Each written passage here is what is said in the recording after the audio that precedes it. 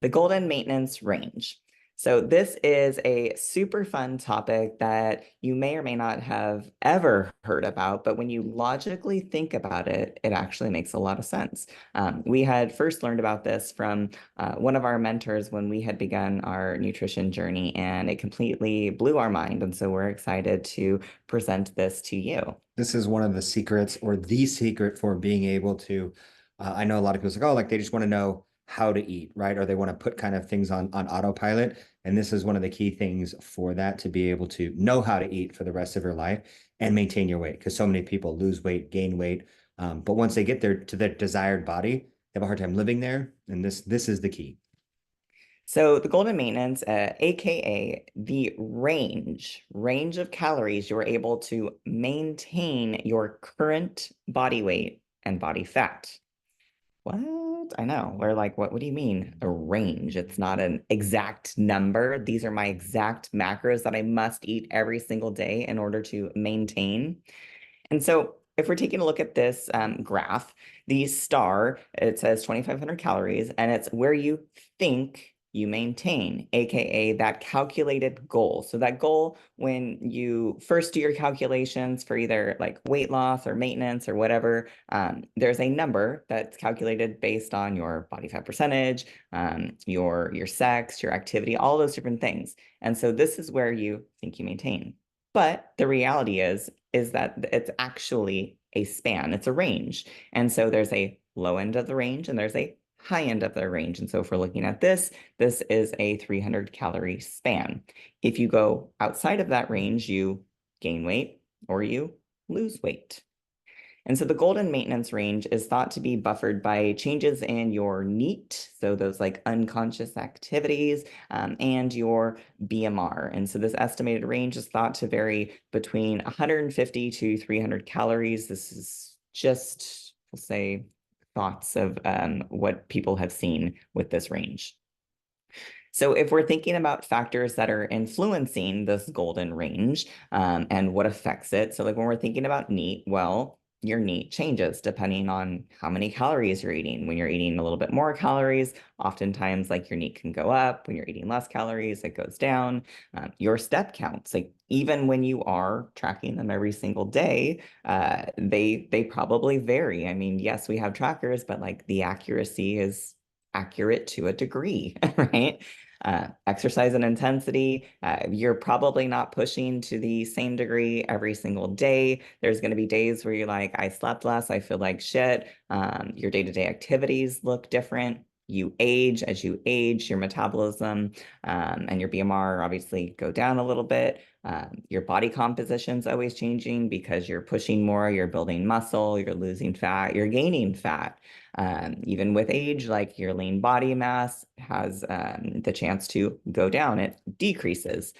Even if we're thinking about the thermic effect of food, the foods that you eat, you know, some days like maybe you have a particular protein source that's higher in protein, higher in fat, or maybe you're eating higher fat one day, less fat another day. The food sources themselves, like chicken, the chicken you eat today, even though you track it one way, it may be higher or lower in fat and higher or lower in calories depending on how you cooked it. Like there are these variables that can affect the amount of calories that you are consuming and the amount of calories that you are burning. So even though you may say like, I ate this amount of calories, logic, like yes, but there's going to be some variables regardless of how you measure and track it. Yep. And even when you're consistently doing the same things, there are variables that will be inconsistent and they are what make up or allow for the range. Yes.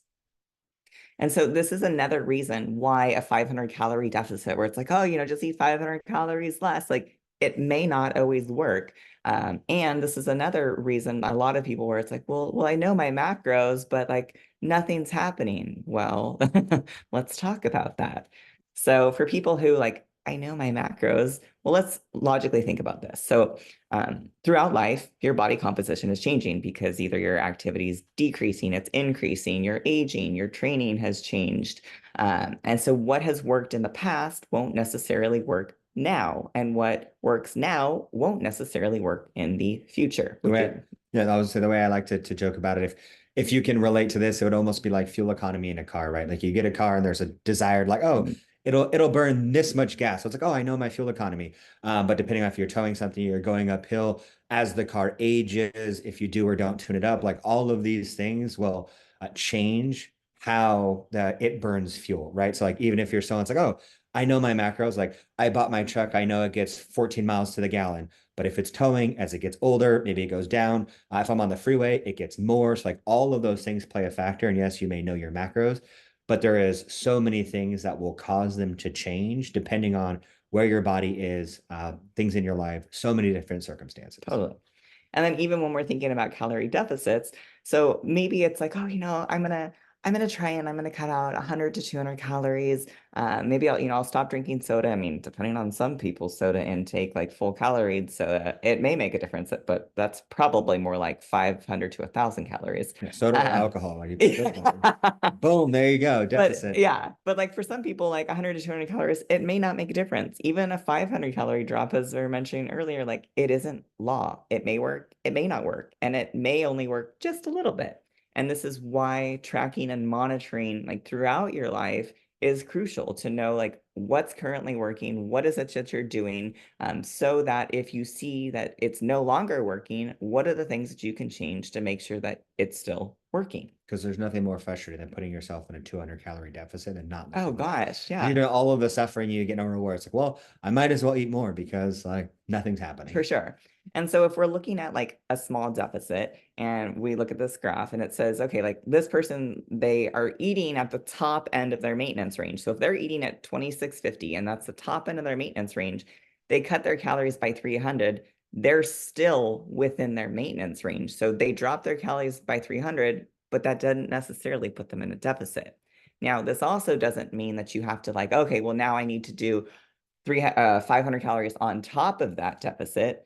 And if we were to reflect back to how you changed your calories during the focus phase, after the initial cut, so you had your calculated TDEE, and then you put how much weight you wanted to lose per week. And then after the first 2 weeks, you measured and tracked to see what happened. If you lost 0.5% or more of your body weight, you kept with it. If you didn't, then we cut your calories by 10% to make sure that we pushed you outside of that maintenance range. And so if you're somebody who's made an initial cut and the cut's not working, then you can try dropping your calories by 3 to 10%, which can then take you outside of that maintenance range and stimulate the fat loss that you're looking for.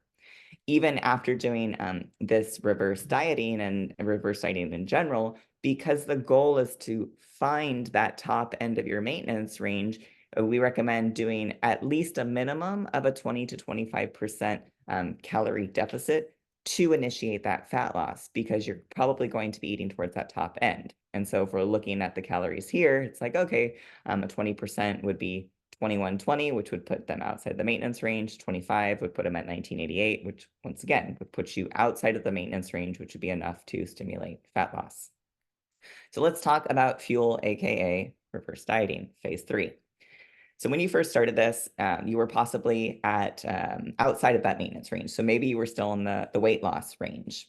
Maybe you were at the bottom end of that maintenance range. And we did this because of metabolic adaptations, because we wanted to slow and minimize any potential fat gain because you've been dieting for the past 12 weeks. And rather than bumping you up to that initial calculated goal, we wanted to take a slower approach because your metabolism was probably a little bit slower because you've been in a calorie deficit. So metabolic adaptation is just a fancy way of saying if you diet for too long, your body starts to do things to become more fuel efficient. Yep. So we want to, take proactive measures to reverse that. So that way you can, not be as efficient with fuel, get by on more food, have your body utilize it more. So like long stints of dieting or cycling through things over and over again. If you've someone that's been a chronic dieter, metabolic adaptation does happen. And this is very important for reversing it to get you up to a healthy metabolism. Yes. And so we slowly begin to, as you're like evaluating what your weight's doing, slowly adding calories into your diet each week, get you up to that calculated goal. But we encourage you, once you've hit that calculated goal, to shoot to find the top end of it.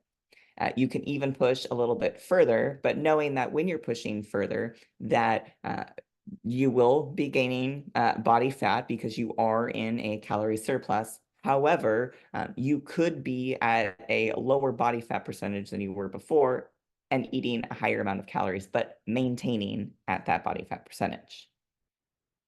So when it comes to hitting your goal maintenance, so once you get to, we reevaluate where you're currently at with your calories to where that calculated goal is around week 7. And so once you've hit that new goal maintenance, that calculated goal, then you can start to take a more conservative calorie building approach. Because as you know, we don't know where that top end is. And the more that you start to add calories in, like the quicker you could approach it. You may have a big span, you may have a little span. And so by taking a more conservative approach, you're going to be adding a little less calories so that you can fine tune and see like, oh, this is where I'm maintaining my weight. Oof, this is that tipping point. Looks like I'm gaining some weight. All right, maybe I should back it down. So once you've hit that, take a conservative approach. You can even hold calories for a week or two just to allow your body like to feel it out. Like, ooh, these are my maintenance calories. Okay, now let's try eating a little bit more calories and see how it goes. And this is why increased precision matters, because you're going to get to that top end, but depending on how precise you are, you could push past that very easily. Yeah, the closer you get to the top end, the less margin for error you have. So Yes. like the higher you get, the more precise it is if you want to find the top of that. If you're just like, oh, like who cares, blow everything out of the water, then like whatever. But the goal with this is to find the top end of that range and taking a conservative approach, pushing things up little by little, and being as precise as possible will allow you to know exactly where that is. And so once you've hit the goal maintenance, once you are kind of feel like you're, oh, it looks like I might be approaching that top end. So like, how do you know when you get there and like when to slow it down and stop? So if you find that your weight is, we'll say, outside of that acceptable calorie building mode range. So if we're taking a conservative approach, we're looking at like the 0.2% of that range. If it's outside of that, then you're probably at that top end, or you need to at least hold your calories to allow your body to adjust. And this is where you can look at your measurements, look at your photos, look at your weight, your body fat percentage, all of these things as a whole encompassing to see, how does my weight look? How do all these measurements looks? And then another factor is if your weight has stayed within the acceptable range, but your weight is increasing and it's been consistently increasing over the past 3 weeks, it may be good just to hold calories for a week or two before you try to increase more to allow your body to adjust. And then once again, making sure that you are comparing all of these different measurements. Because at these points, you're possibly pushing into that surplus phase, which is fine, but know that you could be gaining body fat. And if you're okay with that, it's totally fine. You could be eating more calories. And if you're like, I want to eat more calories and I'm okay with a little more body fat, you could be maintaining that body fat percentage with higher calories. And if that makes for a great life, like, then great, continue doing it. But once you found that top end and you want to, we'll say, transition over into that maintenance phase, then what we recommend doing is you can reduce calories by about 5% or so. So on week 12, there is a 5% reduction calculator on there. And this is there so that it can help ensure that you're staying within that range. So in conclusion, the calories that you maintain is not a stagnant number at all. It typically ranges from 150 to 300 calories. Reverse dieting can help change this range, but this helps change it after you've done multiple attempts of it because your body composition have changed, and this is something that takes years. After you've reverse dieted, we definitely recommend doing a 20 to 25% deficit to re-enter into a focus phase or a calorie deficit to shred fat. And then once you've hit that targeted goal maintenance, then you can slow the pace down to find the top end of that maintenance range. And then once you found that top end, then you can reduce calories by 5% to make sure that you're staying within range. But if you have any questions, be sure to submit a question or apply for a breakthrough session inside the Fit Foodie coaching course.